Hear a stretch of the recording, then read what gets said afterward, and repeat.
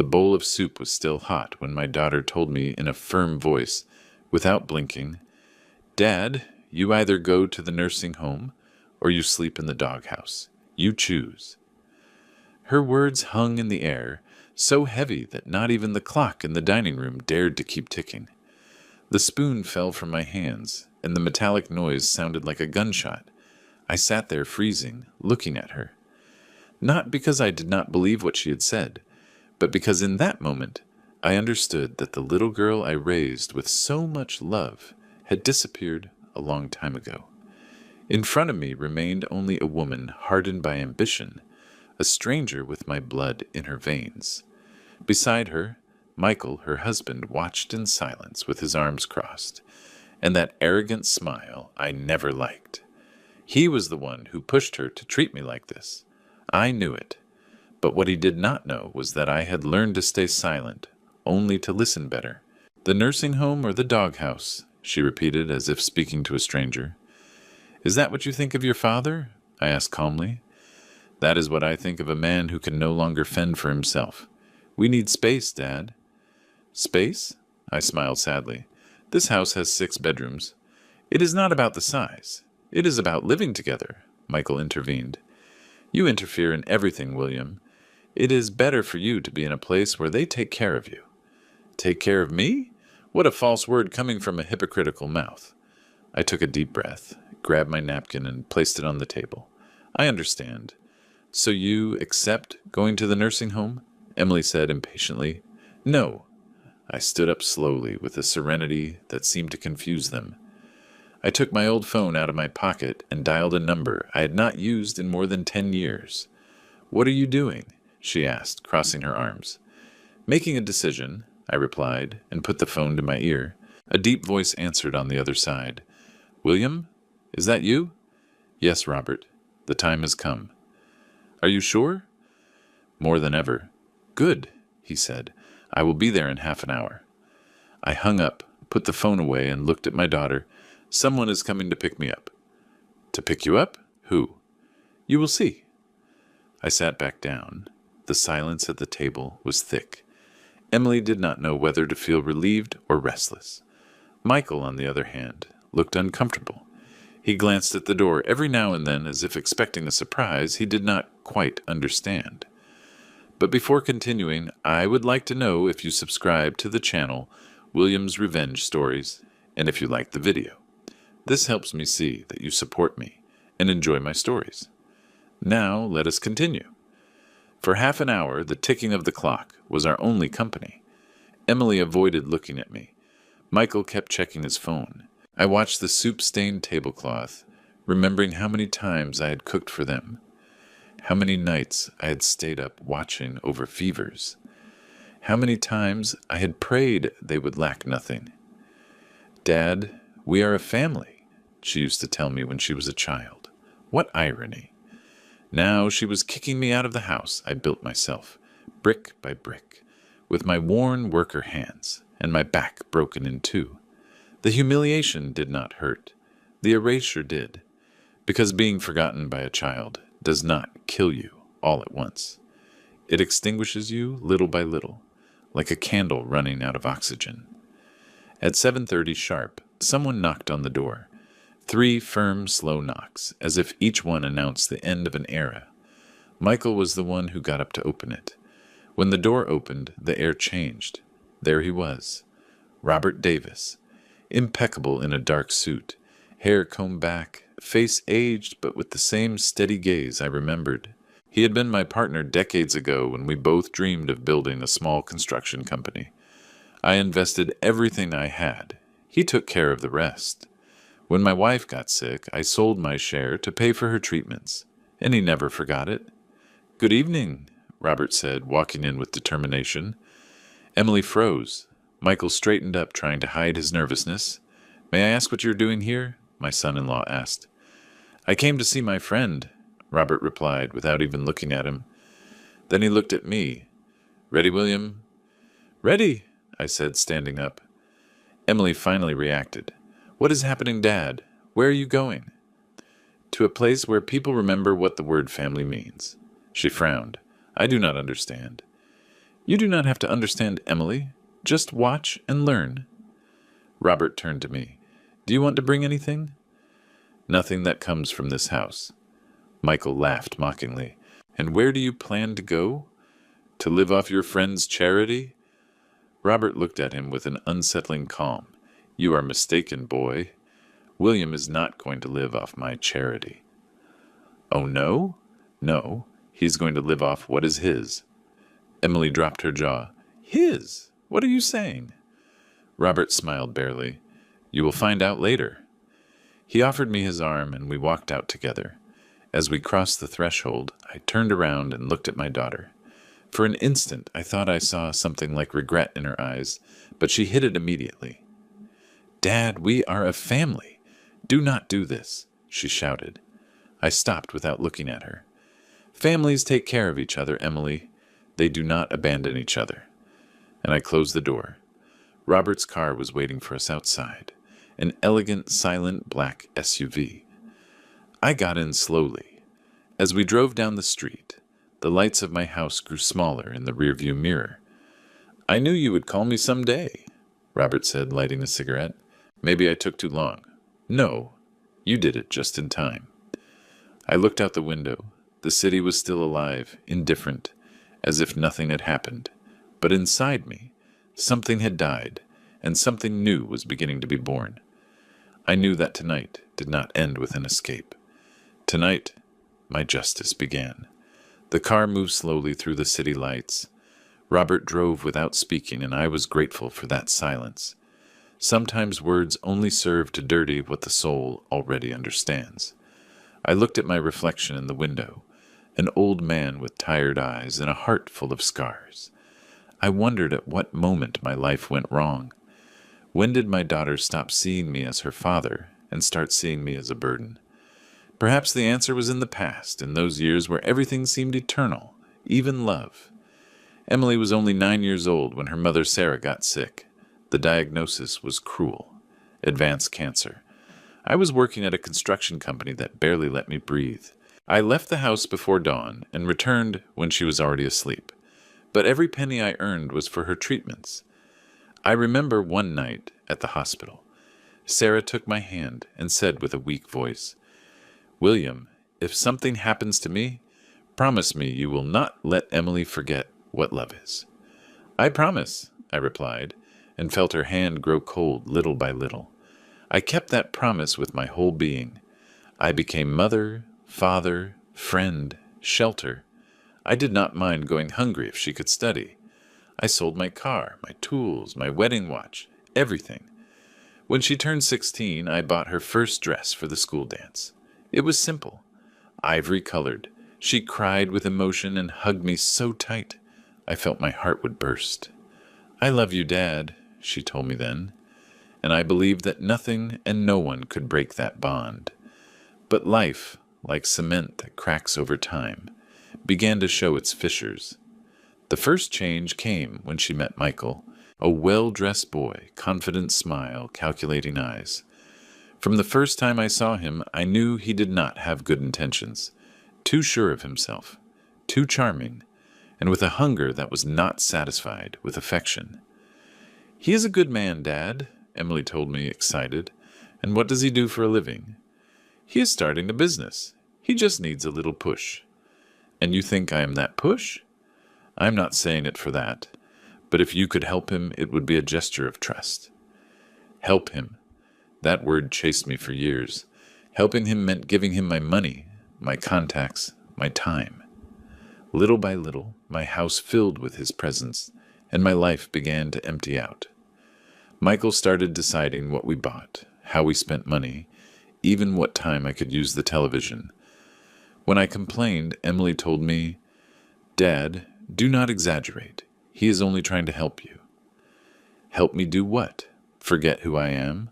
That was the beginning of the end. Years passed, and my place in my own house became smaller and smaller. First, it was my room. Dad, let's remodel it to rent it out and have extra income. Then my favorite armchair. Dad, that piece of furniture is old. Let's throw it away. And finally, my opinion. Dad, stop meddling in our decisions. I did not realize that the more I stayed silent, the more I disappeared. Until one day I overheard a conversation that broke my soul. "We cannot go on like this," Michael was saying. "Your father slows everything down." "He is my father," Emily replied with a tired tone. "A father who does not work, who takes up space, who costs money." "Do not say that. Then decide, either him or our life." I leaned against the wall, feeling the world slip through my hands. My daughter did not answer, and that silence was the cruelest sentence. The day she gave me the ultimatum, the nursing home or the doghouse, it did not surprise me. I had felt it coming. I just needed to see it to understand that nothing remained of the love that had raised her. But what she did not know was that sometimes a father's silence is not weakness. It is strategy. Robert always told me, "The man who stays silent when humiliated is not defeated. He is watching how the others sink." And I had watched enough. We arrived at his house that night. It was a modern mansion, spacious, one of those that smell of marble and power. When I entered, his wife, Linda, welcomed me with a warm smile. "William, finally. Robert has told us so much about you." "Thank you, dear. I apologize for coming at this hour." "Please, this is your house." That phrase, "this is your house," shook me. It had been years since anyone said it to me without hidden intent or sarcasm. We ate dinner in silence. Linda served me soup and hot bread. When I finished, Robert looked at me and said, "You stay here as long as you want, but tomorrow we will talk about something more important." "What is it about?" I asked. "About justice?" That word echoed in my chest. Justice. Not revenge. Not resentment. Justice. That night I slept in a large room with clean sheets and the smell of lavender. I closed my eyes, and for the first time in many years, I did not dream of screams or closed doors. I dreamed of Sarah, my wife, smiling in a field of sunflowers. She told me with her sweet voice, "It is time, William, not to punish, but to teach." I woke up with tears in my eyes, and I knew that the plan that had started with a phone call was going to change everything. Because love can break, yes, but when a father decides to stand up, the world trembles. Dawn found me sitting by the window with a cup of coffee in my hands and a mind full of memories. The sun filtered through the curtains, dyeing the room in golden tones. I had slept little, but not out of sadness. For the first time in years, my head had clarity. I heard Robert's steps approaching. He was always a punctual man, one of those who believe that time is not wasted, it is respected. He entered without making noise, with a dossier under his arm. "Good morning, old friend," he said to me. "Good morning, Robert. Ready to tell me what you left in the air last night?" "Ready," he replied, sitting across from me. He opened the dossier and placed it on the table. Inside were yellowed papers, notarized documents, old photos, and a contract I recognized immediately. "Do you remember this?" he asked. "Of course I do. It is the contract of the company we founded together." "Exactly. The day you sold your share to pay for Sarah's treatment, I promised myself that one day I would return what belonged to you." I looked at him with surprise. "But I told you it was not necessary. I did it for friendship and for love," he added with a grave expression. "But love is not paid with words, William. It is honored with acts." He took out another document and slid it toward me. "For 20 years, everything we earned with the company was divided in two. Half is in your name." "What are you saying? I never closed the partnership? Legally, you are still a co-owner." I felt my heart skip a beat. "That is impossible. I signed the sale." "Yes, but you signed a symbolic agreement. I never registered it." I remained silent, not knowing what to say. For years I had lived modestly, without imagining that on paper I was the owner of half a construction company that was now worth millions. Robert leaned toward me. "Your daughter and her husband think they defeated you, but real power lies not in the money they stole with lies, but in what you can decide now." I took a deep breath. "And what do you propose?" Robert lit a cigarette. "Justice, but not the kind that destroys, the kind that teaches. Speak clearly. We are going to let them sink themselves. How? We will give them exactly what they always wanted: money, power, and opportunities. And we will see what they do with that. I looked at him, intrigued. What do you have in mind? First, you will make peace with them. You will tell them it was all a misunderstanding, that you accept leaving, but that you want to leave them something for their future. And what will I leave them? A fake document, a will that says that in case of your death, they inherit your shares in my company. I laughed with disbelief. And what will that achieve? That they reveal who they really are? Greed always cracks the mask. Robert was right. I knew Michael well. He would not resist the temptation to take advantage of something he believed was his. And what will you gain from this? I asked suspiciously. Peace of mind. I am tired of seeing good people suffer in silence. It is time someone put things in their place. That morning we had breakfast together.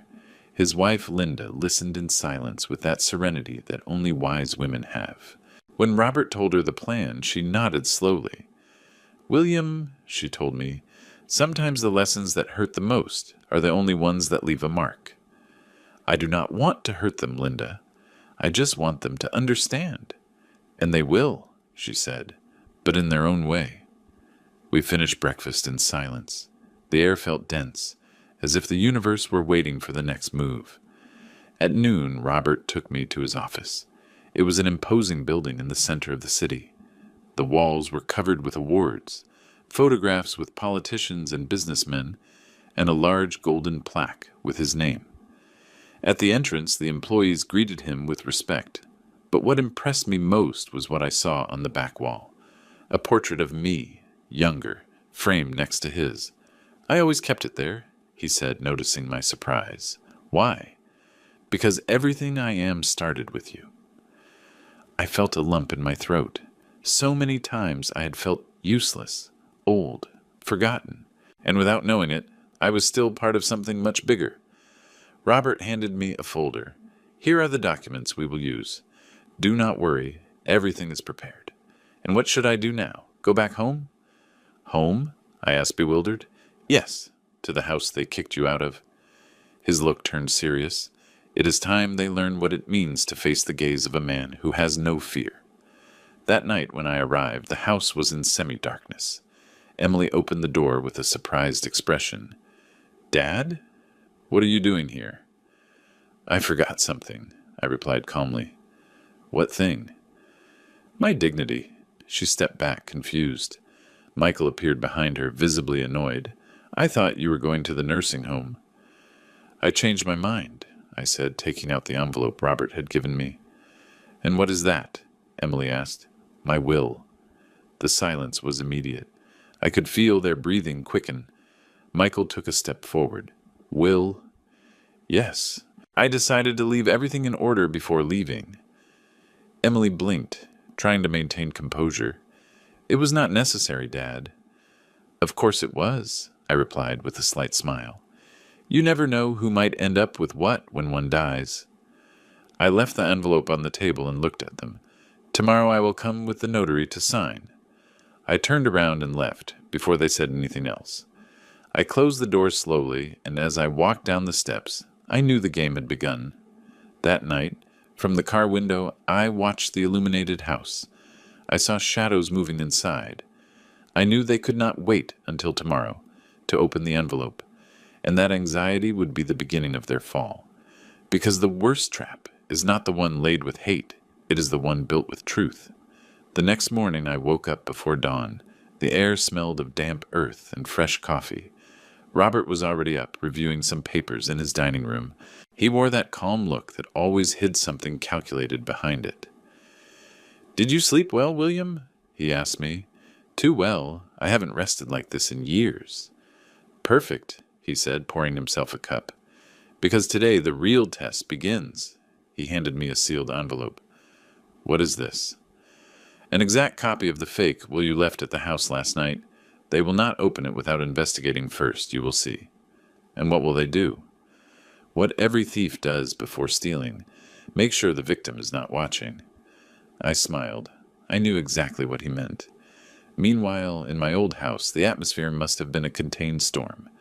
I can imagine Emily nervously pacing from one side to the other, with the envelope in her hands. Michael, on the other hand, colder, more calculating. It makes no sense to wait for the notary, he surely told her. We need to know what it says now. But Michael, if my father finds out, your father is a senile old man. If he really has something in his name, that paper is our chance. Years of marriage to him had turned my daughter into his reflection, a woman who no longer knew the difference between love and convenience. According to what Robert told me later, by 9 in the morning they had already called his office. Who are they? His secretary asked. Emily and Michael Morales, they replied, and he, without hesitating, said, Tell them I will receive them at 11. I watched everything from afar, parked across the square with the car windows halfway down. Robert entered his building, escorted by 2 employees. He wore a gray suit and that expression that mixed power and courtesy, the kind of presence that commands respect even before speaking. 2 hours later, I knew they were already on their way. Emily wore an elegant dress, the same one she used to wear for society events, although her face betrayed a sleepless night. Michael, on the other hand, walked with his chest puffed out and eyes shining with greed. When they entered Robert's office, he stood up and greeted them as if he knew nothing. Good morning. How can I help you? He asked with measured kindness. Michael cleared his throat. We come on behalf of my father-in-law, Mr. William Morales. Ah, yes, Robert replied with a barely perceptible smile. He did not tell me he would send representatives. Well, you know he is old, Michael added, making a fake pause. But we wanted to confirm some details about his partnership. Robert observed him without saying anything, enjoying the uncomfortable silence. Then calmly he took his pen and wrote something on a paper. Partnership? What are you talking about? My father-in-law was your partner, was he not? Many years ago, perhaps. Why do you ask? Emily intervened with a nervous smile. Last night he left us a document, a will. It says he still owns shares in your company. And what about it? Well, she hesitated, we wanted to make sure it was real. Robert leaned forward. And if it were? Michael smiled with that arrogance I always knew. Then it would be logical to assume that those shares would pass into the hands of his daughter, right? Robert nodded slowly. Logical, yes, but not fair. The comment threw them off. Emily looked at him without understanding. Excuse me? You see, young lady, he said with a deep voice, your father was not just my partner. He was the one who saved this company. I was ruined, and he sold everything he had to help me. I already know that, she interrupted uncomfortably. No, you do not know it, Robert replied sharply, because if you knew, you would never have let a man like Michael disrespect him in his own house. Emily looked down. Michael tried to regain control. We did not come here to listen to sermons, Mr. Davis. I know. You came looking for an inheritance. The silence became thick. Robert stood up slowly and walked to the window. Look, young people, my company is not a game, and if you had a little common sense, you would understand that money not earned with effort turns into poison. Michael clenched his fists. Are you threatening us? No, Robert replied, turning toward them. I am warning you. At 11:30, they left the office with wounded pride and curiosity even more awakened. Robert had treated them with courtesy, but had dropped enough phrases to keep them on edge. Just what we needed, Robert told me when he called later. His voice sounded amused. Are they worse than I imagined? Much more. That man, Michael, does not hide his greed. And your daughter? He paused. Your daughter is afraid. Of what? Of losing something she never had. That afternoon I passed in front of my old house again. The curtains were drawn and the lights on. From outside I heard arguments. My daughter was screaming. Michael hit something. I could not hear the words, but I did not need to. I knew that money, even imaginary money, had begun to divide them. I smiled to myself, not because I enjoyed their conflict, but because I knew that crack would be the door through which the truth would enter. At dusk, Robert called me again. Everything is ready, William. Tomorrow we will invite them to dinner. Here? Yes. I want them to hear from my own mouth what you really own. And what do I own, Robert? I asked, although I knew the answer. The river. More than you imagine, old friend. So what is the plan? Let the truth fall on them like a mirror, and see if they have the courage to look at themselves. We hung up. I stayed looking at the sky. The night was clear, the stars were shining, and the air had that silence that precedes great changes. I knew that starting tomorrow, nothing would be the same, neither for them nor for me. The next night, Robert organized the dinner. His house, elegant but sober, was lit with warm lamps that gave the atmosphere a solemn, almost theatrical air. I arrived early. Martha, the housekeeper, was finishing setting the silverware. Everything had to be perfect, because this dinner was not a family gathering. It was a trap wrapped in good manners. Robert, impeccable as always, was reviewing the final details. "Are you sure you are ready for this, William?" he asked me. "More than ready," I replied. "I'm only worried about seeing her." "Emily?" I nodded. "I do not hate her, Robert. That would be easy. What I feel is more complex. Disappointment, pity, and a small hope that something still remains of the daughter I raised." Robert smiled. "Then tonight we will know if that hope is worth it." At 8 o'clock sharp, a car parked in front of the house. From the window I saw them get out. Emily in a simple black dress, face made up with discretion. Michael in a dark suit, fake smile and the same ambitious glint in his eyes. Martha opened the door and led them to the living room. "Good evening," Emily said, looking around. "What a beautiful house." "Thank you," Robert replied, shaking her hand. "I'm glad you came." Then he turned to me. "I suppose you did not expect to see him so soon, right?" The silence became uncomfortable. Emily swallowed hard. Michael feigned courtesy. "Good evening, William." "Good evening, Michael." We shook hands. His was cold. We sat down. The dinner began with light conversation, but the tension could be cut with a knife. No one dared to speak of the real reason for that meeting until Robert broke the silence. "Emily," he said with a serene voice, "your father asked me to invite you to clarify some things." "Clarify?" she asked, feigning surprise. "Yes, about his participation in my company." Michael's eyes lit up. "Ah, yes, that topic." He tried to sound casual.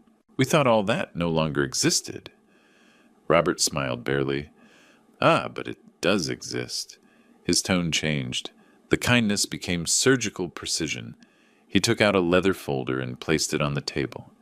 "Here are the original documents of the partnership we founded more than 30 years ago." Emily looked at him with wide eyes. "So it is true?" "More than true. Your father remains a co-owner." Michael could not hide his smile. "That is excellent news, Mr. Davis. I'm glad to know everything is in order." Robert stared at him. "In order?" "I do not think so." "Why do you say that?" "Because order breaks when gratitude disappears." Silence. Emily looked down. Michael tried to maintain his composure. "I do not understand what you are referring to." "I am referring," Robert said with a firm voice, "to the fact that money can rebuild a house, but not a conscience." Emily took a deep breath. "Mr. Davis, with all due respect, I do not think it is fair to speak like that. You do not know what we have been through." "You are right, daughter," I intervened softly. "I do not know what you have been through, but I do know what I went through." I looked her directly in the eyes. "I raised you with my hands. I sold my tools to pay for your school. I deprived myself of food so you would have books.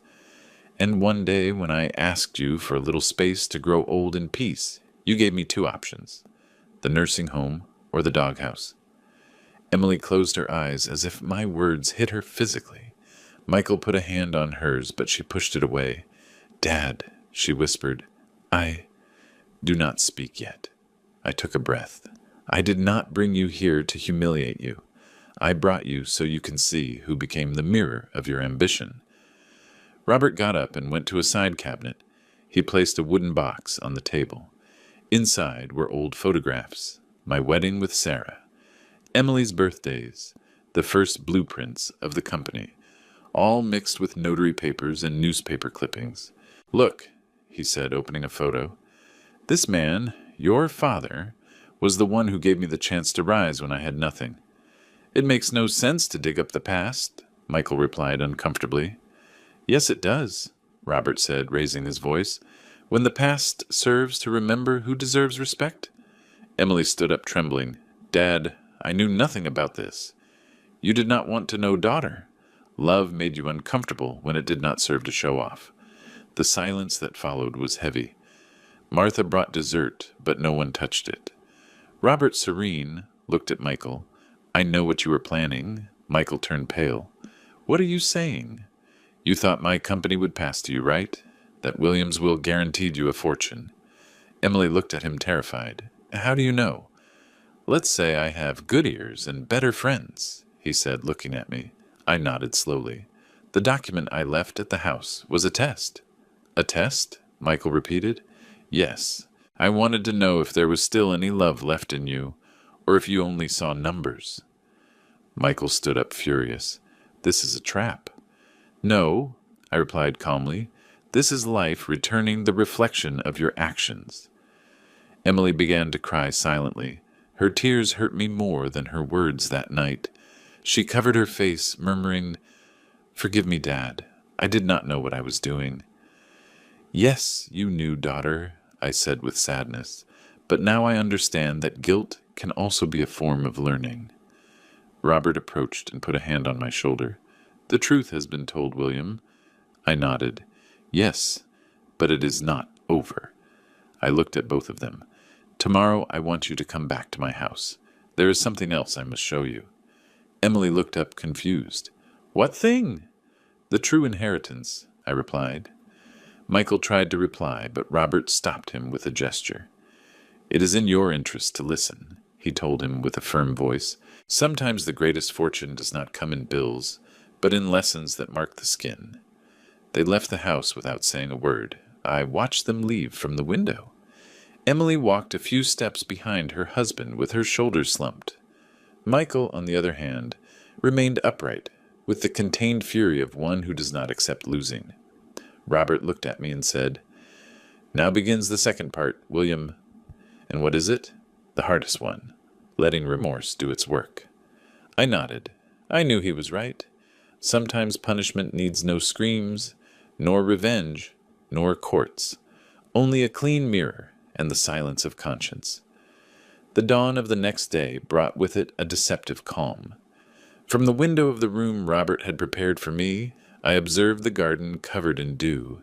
The breeze was fresh, and yet I felt the air dense, loaded with premonitions. I knew that tonight would be decisive, not only because the truth would come to light, but because it would test what was left of my daughter's soul. Robert entered the room without knocking, as he did when we worked together decades ago. "Ready to close the circle, old friend?" he asked with a tired smile. "Ready," I replied, "but I will not deny that I am afraid." "Afraid of what?" "Of seeing that there is nothing good left in her." Robert left the coffee cup on the table. "Sometimes, to clean a wound, you have to open it." During the day, the preparations were made with almost military precision. Robert invited several partners of the company, the notary he had kept since the 80s, and even a couple of local journalists to document the tribute. No one knew the real reason for that dinner except us two. Martha, the housekeeper, was the one who helped me get dressed. While adjusting the knot of my tie, she told me, "You have a noble heart, Mr. William, but remember that the strongest blows are not given by hatred, but by disappointment." "I know, dear, and even so, I need everything to be known." At 8 o'clock sharp, the guests began to arrive. The main hall of Robert's house looked like a movie set. Soft lights, gleaming glasses, the elegant murmur of conversations. I stood by the large window, trying to stay calm. Then I saw them enter. Emily in a dark red dress, hair gathered with care. Michael, impeccable, with the triumphant air of one who believes victory is assured. They approached to greet me. "Dad," she said with a rehearsed smile, "thanks for inviting us." "You're welcome, daughter. I want tonight to be unforgettable." We sat down. The wine began to flow, laughter mixing with expectations, but beneath the surface, everyone could feel something brewing. It was then that Robert stood up. He tapped the glass gently with a spoon, asking for attention. "Dear friends, colleagues," he began with a firm voice, "today we are not here just to have dinner. We are here to celebrate a moral debt that has been waiting more than 30 years to be paid." The murmurs died down. Emily and Michael looked at each other, intrigued. Robert continued, "Many of you know that decades ago I started this company with a partner, a man who saved me when everything was lost." He paused. "That man is here, sitting among us." Everyone directed their gaze toward me. I remained silent. "Yes, gentlemen," Robert continued, "I refer to William Morales." The audience applauded, and I felt an unexpected warmth in my chest. Robert kept speaking. William never demanded anything, but I, as a man of my word, could not die peacefully knowing that he still appeared as a partner in the documents, without having received what corresponded to him. Emily squeezed the napkin between her fingers. Michael tilted his head, trying to process what he was hearing. "That is why," Robert said, raising a folder, "I have decided to officially transfer half of my shares of the company to the name of William Morales." The murmur transformed into surprise, and applause filled the room. Emily turned pale. Michael, on the other hand, could barely hide the greed in his eyes. I watched their faces, and I knew the game had just changed. During dinner, guests approached to congratulate me. Some remembered old construction jobs. Others thanked me for my exemplary humility. I nodded, smiled, but my thoughts were on Emily. I watched her in silence, pretending to smile, while Michael talked to Robert, trying to extract details. When the last dish was served, Robert announced, "I want to make a toast." Everyone raised their glasses. I toast to men who do not forget, to friends who teach that wealth is not measured in figures, but in loyalty. I raised mine. "And for children," I said then, "who still have time to remember that love is not bought nor inherited." The applause was timid. Emily lowered her head. Michael remained rigid, but his look was pure, contained fury. When dinner ended, the guests began to leave. Robert approached me and whispered, "The seed is already planted. And what will come next? You will see the harvest very soon." And he was not wrong. That same night, while saying goodbye to the last attendees, Emily approached me. Her eyes shone, but not with emotion. It was pure anxiety. "Dad," she said in a low voice, "I did not know you were so important to Mr. Davis." "Money does not make me important, daughter. What matters is what one does with it." "I know," she stammered, "but Michael and I were worried about you." "Worried?" I repeated with irony. "Yes, of course. We did not want you to feel alone." "What a sudden detail," I replied. "But do not worry. I already learned to live accompanied by my conscience." She took my arm. "Dad, we could start over. I know I have been tough, but—" "Emily," I interrupted her, "if your words come from love, they are enough for me. But if they come from interest, save them." She stood motionless with trembling lips. Michael, from afar, watched us with suspicion. When I left, Robert walked with me to the car. "Did you see her?" he asked. "Yes." "She is scared, confused, and tempted. So the plan is working." "Yes, but it hurts," I admitted. "All important lessons hurt, William." I leaned on my cane and looked at the starry sky. "And if she does not learn Robert? Then you will know you did everything possible, and that, old friend, is already enough." I got in the car and left. Through the rearview mirror, I saw my daughter's silhouette in the door, watching me drive away, and I knew that something inside her had begun to break. Maybe pride, maybe her heart, or maybe, just maybe, her conscience. Barely 3 days passed since that dinner when I received the first call. It was Emily. Her voice trembling, she tried to sound casual. "Dad, I wanted to know how you are." "Fine, daughter, and you?" "Fine, too. It is just, I cannot stop thinking about last night." It was a long night, yes. There was an uncomfortable silence on the other end of the line. The kind of silence that is filled with fake words. I would like to see you, Dad. Michael and I want to invite you to lunch. I knew exactly what they were trying to do. Money is a powerful magnet, and greed does not take long to disguise itself as affection when the opportunity appears. Even so, I accepted. All right, daughter. Tell me where and what time. When I hung up, Robert, who was sitting across from me reviewing some blueprints, looked up. They already started. Yes. I told you, he said with a half-smile. Now you will see how far their theater goes. Do not underestimate me, Robert, I replied calmly.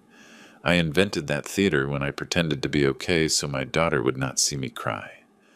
The restaurant they chose was one of those places that try to look luxurious, but hide vulgarity behind modern decoration. They arrived 20 minutes late. Emily hugged me with an exaggeration that bordered on comical. Dad, what a joy to see you. The joy is mine, daughter. Michael shook my hand. William, he said with a forced smile. I'm glad we can talk like family. I hope so, boy, I replied with studied calm. We sat down. They ordered wine, salad, steak. I barely tasted a bite. I preferred to observe. Emily talked about trivial things. The weather, traffic, plans to redecorate the house. But every now and then she let slip phrases that betrayed her true intention. Dad, I imagine you will have many commitments with the company now. Some, yes. It must be exhausting to handle so much money at your age, she added with a crooked smile. Michael intervened immediately. Yes, big decisions require help. People you trust, for example. I took a second before answering. People I trust? Yes, Michael repeated, leaning toward me. Us, for example. There it was. The disguise began to tear. I see, I said with serenity. And what kind of help do you offer? Emily squeezed her glass. Dad, do not take it like that. We just want to accompany you. You are not alone. No, daughter, I replied. I am more accompanied than you imagine. Silence. Robert was right. Ambition always betrays itself. After lunch, they insisted on accompanying me home. I accepted. I knew they wanted to see where I lived now, how much I had, what they could calculate. When we arrived at Robert's residence, they were speechless. You live here? Emily asked, amazed. For now, I replied, entering with a firm step. It is huge, Michael said, looking at the paintings. A place worthy of someone important. Martha received them with kindness. She offered them coffee. While she prepared it, I watched them with distance. Every gesture, every word, every smile was a strategy. Emily touched the furniture. Michael analyzed the details. They were not looking for conversation. They were looking to estimate the value of what they could lose if they did not play their cards right. Dad, she said finally, have you thought about what you will do with the company? No, I am evaluating options. Maybe you could transfer part of your shares to someone trustworthy, someone in the family. Interesting idea, I replied without looking at her. I will think about it. Michael felt satisfied. They thought they had advanced a step. But what they did not know was that Robert, from his office, listened to every word through the security camera system. When they left, Robert entered the living room. His expression was a mix of disappointment and serenity. They did not take 5 minutes to show their teeth, he said. Yes. But they still do not know they are biting a shadow. Do you plan to continue the game? Until the end. I want them to be the ones who pronounce the sentence. Robert smiled. Then it is time for the second phase. Which one? The donation. What donation? I asked, intrigued. Tomorrow you will publicly announce that you will donate part of your shares to a foundation for social works. And what will that achieve?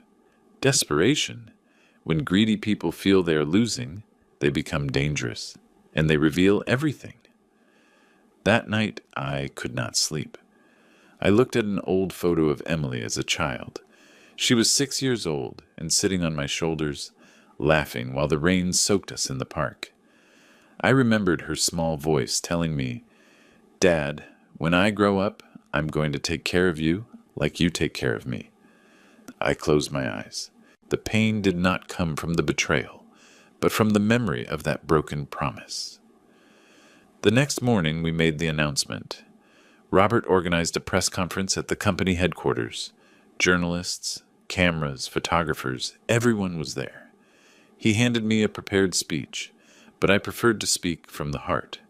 For years I lived believing I had lost everything, I said into the microphones. But I discovered that true wealth is not measured by what one keeps, but by what one can return to the world. Is it true that you will donate your shares, Mr. Morales? A journalist asked. Yes.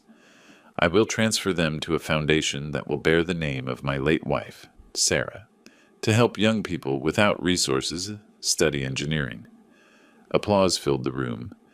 In the front row, Emily and Michael, with petrified faces, tried to smile for the cameras. I observed them from the podium without resentment, but with brutal clarity. I knew that smile of theirs was not pride. It was fear. When it all ended, Robert took my arm and whispered, "It is done." "Yes," I replied, looking at my daughter in the crowd. "Now it only remains to see how far they are willing to go." That night when I returned home, my phone vibrated. A new message from Emily. It said, "Dad, we have to talk. It is important." I smiled with sadness. The game continued. And this time, they themselves were going to dig their own moral grave. Emily's message arrived at 11 at night. I could not sleep after reading it. "Dad, we have to talk. It is important." No more words. No tone to indicate if it was concern or strategy. Just that phrase that, coming from her, could mean anything. At dawn, I told Robert. "I knew they would do it," he said while pouring himself coffee. "Money slips through their fingers and desperation does not take long to bite." "What do I do?" "Receive them, but not alone. Do you want to be present?" "No. This time it will be your scene. I will only watch from afar."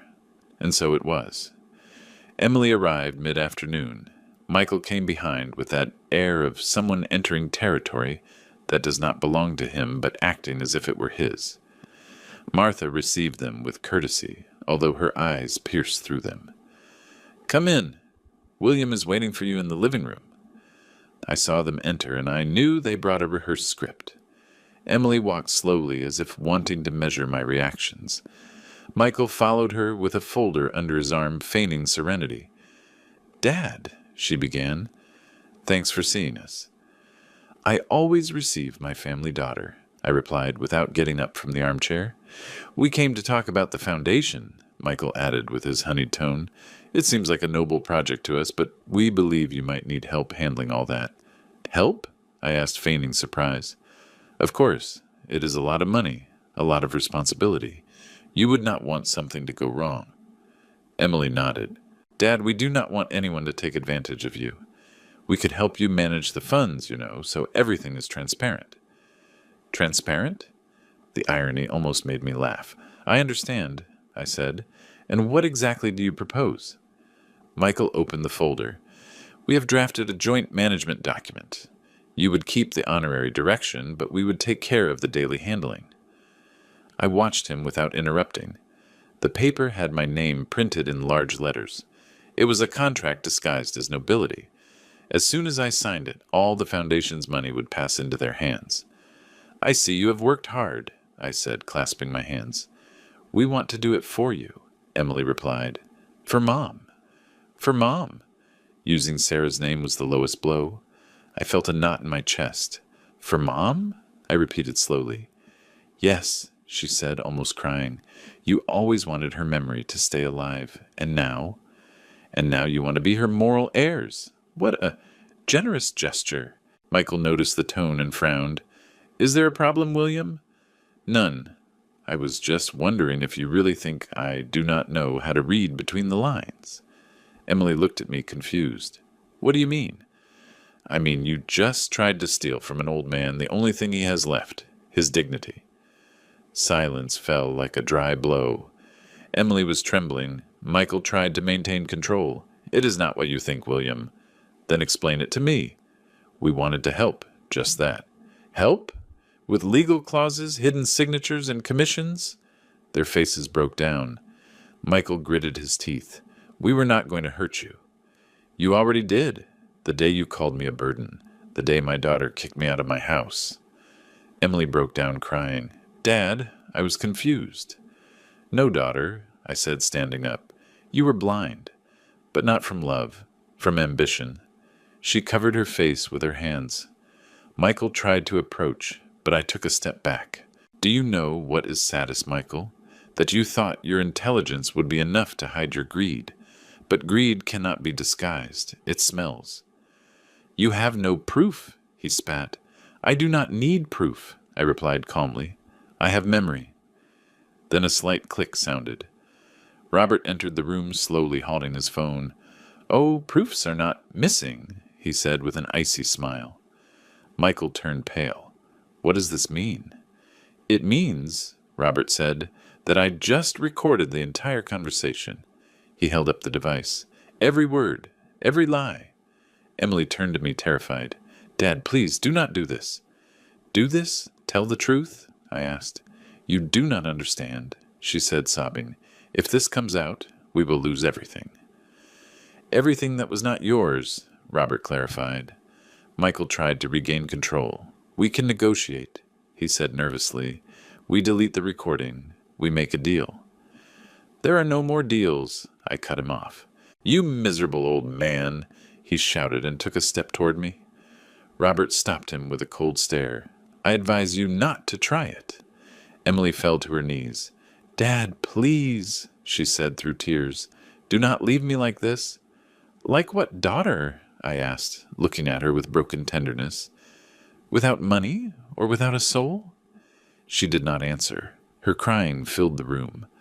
For a moment the silence hurt me more than any insult, but I had gone too far to turn back. Leave, I said finally. I do not want to see you again until you understand the value of a given word. Michael grabbed her arm and pulled her up roughly. Let's go. Before leaving, he turned to me. You will regret this. Maybe, I replied, but at least I will do it with a clean conscience. When they left, I let myself fall into the armchair. The weight of the years fell on me all at once. Robert approached and put a hand on my shoulder. You did well. I do not feel well, I admitted, because you still love her. Yes, I whispered, but sometimes loving also means keeping a distance. We stayed in silence. Outside, the wind shook the trees. For an instant, I thought I heard Sarah's voice in my memory, whispering, It is done, William. Now they can learn, even if it is late. I closed my eyes. There was no triumph, nor glory, nor revenge, only a sad calm, and the certainty that justice, although it hurts, also liberates. The silence after the storm is usually crueler than the noise itself. The house stood still, as if even the walls were afraid to break the calm. Robert had gone to his office. I remained alone with my cane leaning against the table and a heavy heart, more than tired. I had won, yes, but I did not feel victory. I felt emptiness. Justice does not always bring comfort. Sometimes it only leaves a bitter echo that reminds you how much you had to lose to reach it. That night, I did not eat dinner. I just poured myself a drink and sat in front of the large window. The rain began to fall slowly, as if the sky also wanted to cry with me. I remembered the days when Emily was a little girl, how she ran through the yard with her mother behind her, laughing, hands stained with paint. I remembered how she hugged me on cold nights, promising she would never leave me alone. And I thought, maybe promises are not broken. Time simply takes them away when the heart hardens. 2 days passed without news. Until the third day, Martha entered the living room with an envelope in her hand. Mr. William, someone came to leave this. Who? A young woman, your daughter. My chest tightened. I took the envelope. It had my name written in her trembling handwriting. Inside was a letter and a key. Dad, I do not know if I have the right to write to you after everything I did. Michael left. He left me in the middle of our debts. With the house mortgaged and my pride destroyed, I have nothing. I only have memories and guilt left. The key is to your old house. It does not belong to me anymore. I went to the bank and signed the waiver. I do not want anything I have not earned with my hands. I know words are not enough, but if one day you decide to listen to me, I will be at the place where you used to take me as a child, Poplar Park. Forgive me, even if I do not deserve it. Your daughter, Emily.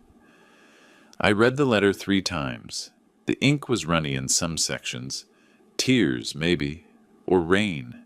It did not matter.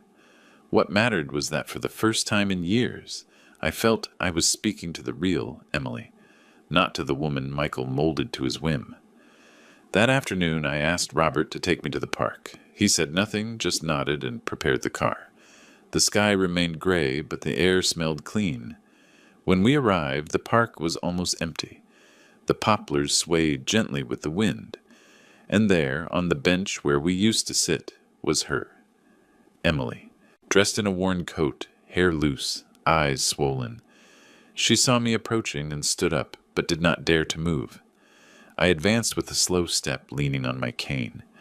When I was in front of her, I only said, "Sit down, daughter." She obeyed in silence. We stayed like that without speaking, listening to the leaves fall. "Why did you come?"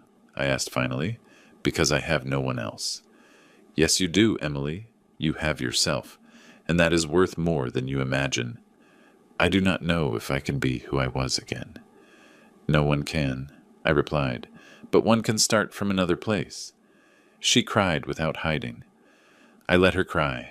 I said nothing. Sometimes forgiveness begins with silence. When she calmed down, she showed me a small notebook. "I wrote something," she said, trembling, "about you, about Mom, about what I learned. Can I read it?" "No, not yet. I want to finish it first. I want it to make sense." I nodded, and in that moment I saw my daughter as I hadn't seen her in years. Human, not perfect, not strong, but fragile and aware of her fragility, and I knew that something inside me was opening again. "Where are you living?" I asked. "In a small room near the market. I work in a store." "Do you need help?" "I do not want money, Dad." "I'm not talking about money," I replied. "I'm talking about company." She looked at me with eyes full of guilt. "Can you still love me after everything?" "I never stopped doing it." Her hands sought mine. They were the same hands that one day pushed me away, and now they trembled, asking for shelter. And I, without thinking, took them, not because I forgot, but because I understood. The sun began to set. Robert, in the distance, watched from the car. Emily leaned on my shoulder like when she was a child. "Do you think Mom would forgive me?" she whispered. "Your mother had an immense heart. But forgiveness does not come from the dead daughter. It comes from what we do after recognizing we failed." She nodded, and then with a voice almost broken, she said, "I want to start over, Dad." "Then start. Can I see you again?" "Whenever you want." I returned that night with a different heart, not lighter, but more alive. Robert listened to me in silence while I told him everything. When I finished, he said, "And did you forgive her?" "I do not know, Robert." "What do you mean you do not know?" "I think forgiveness is not a door that opens suddenly. It is a path, and today I barely took the first step." Before sleeping, I read her letter again. I kept it in the drawer next to a photo of Sarah. "You did well, my love," I murmured to the portrait. I taught her with toughness, but with love. I turned off the light. For the first time in a long time, I did not dream of pain or betrayal. I dreamed of a bench under the poplars, with a daughter crying and a father who, despite everything, still believed in her. Because sometimes the greatest revenge is not destroying the one who hurt you, but forcing them to look in the mirror and learn to be better. Dawn came with a different silence, of those silences that do not hurt but announce something new. The sun filtered through the curtains of my room, and the smell of fresh coffee reminded me that I was still alive, that life went on, and that somehow it made sense again. I sat slowly on the edge of the bed. My body felt heavy, but my soul was calm. I thought of Sarah, of how she used to wake me up with the phrase I miss most in the world.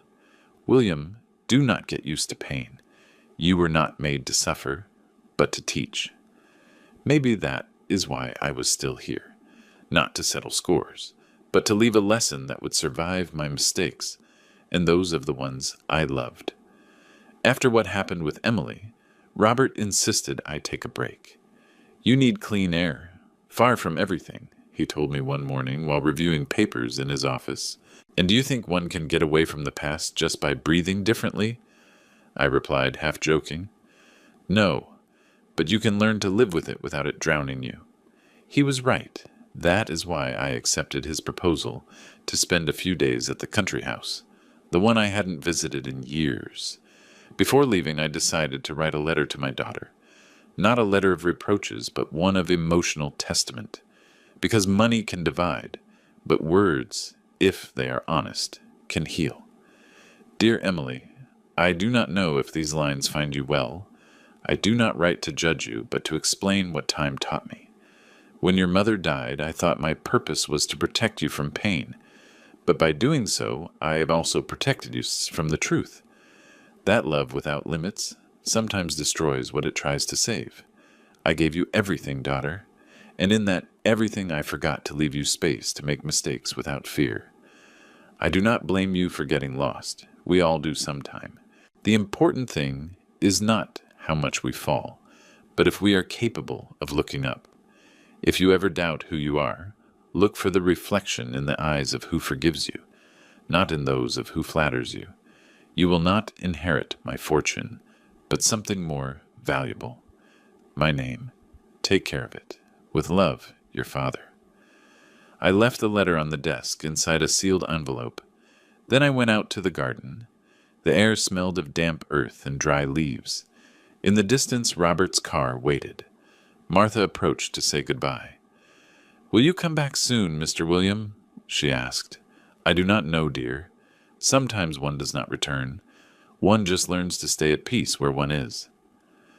The road to the country house was long and winding. The trees formed a natural tunnel, and the sound of the wind in the branches brought me a peace I had forgotten. When we arrived, the wooden gate remained the same, old with Sarah's initials and mine carved in the center, W&S. It was our symbol of eternal love. The house, although covered in dust, was intact. Each room held a piece of history. Emily's crib, Sarah's guitar, the letters we used to write to each other in times of youth. Walking through the hallways, I felt memory embrace me without reproach. I lit the fireplace and stayed looking at the fire. I thought about what had happened, how pain had pushed me to trace such a cold plan, and yet that plan had returned her humanity to my daughter. Paradoxical, yes, but life is full of paradoxes that only time clarifies. 3 days passed in silence. Robert called me daily. How do you feel? He asked. At peace, I always replied. Until one morning Martha informed me that Emily had gone to look for me. She is here at the entrance, she said with a low voice.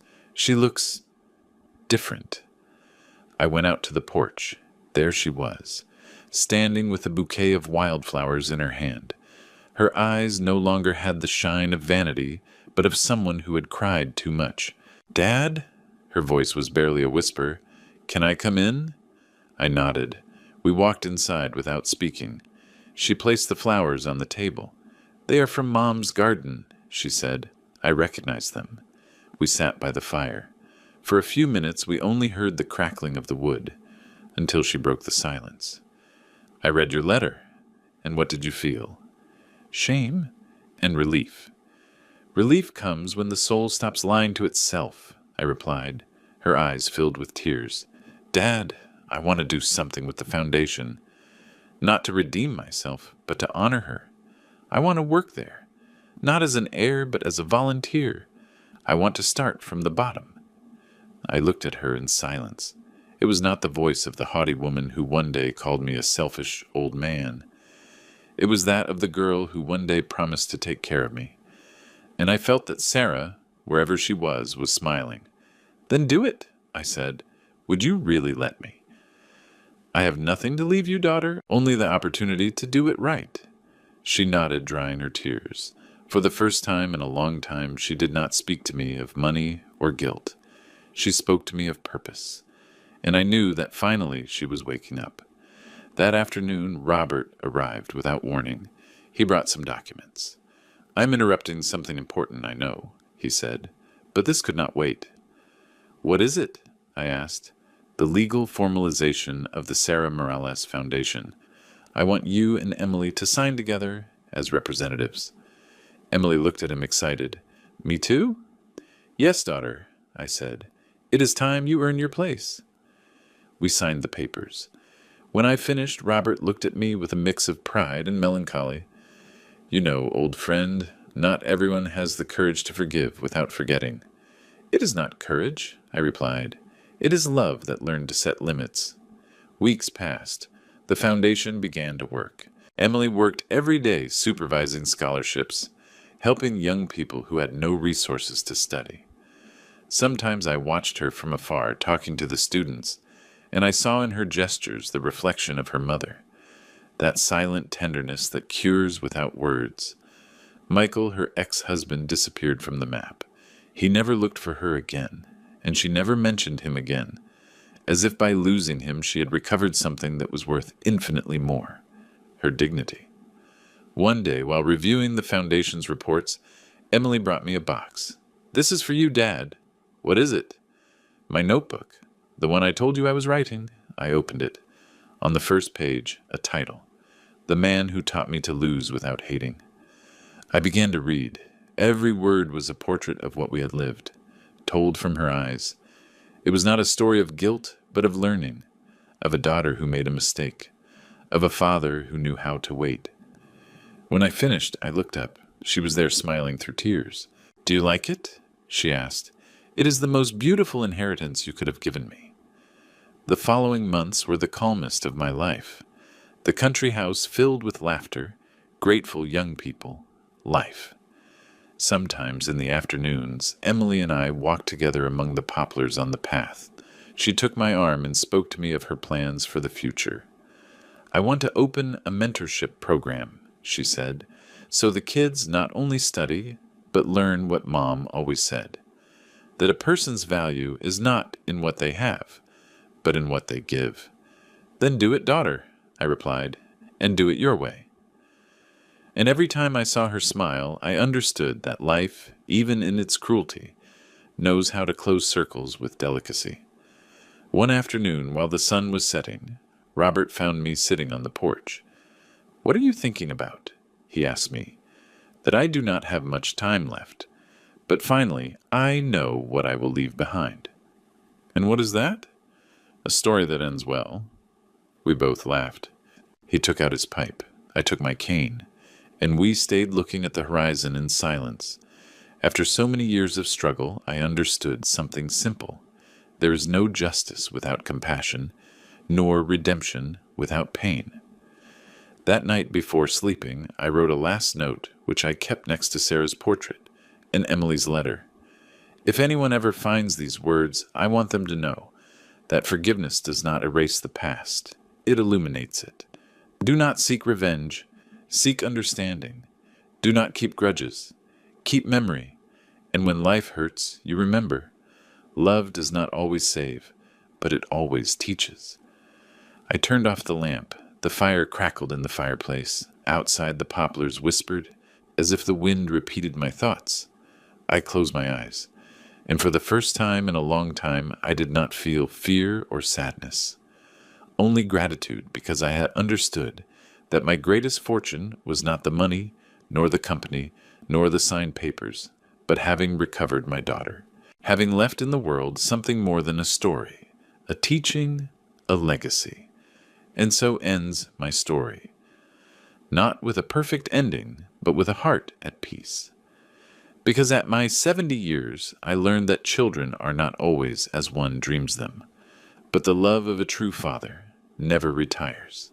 It only transforms into inheritance of the soul.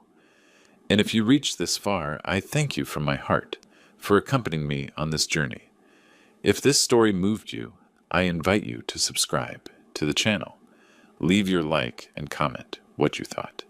Tell me from what city you are watching us, and if you ever also learned to forgive when it seemed impossible. I am William Morales, and this was my story.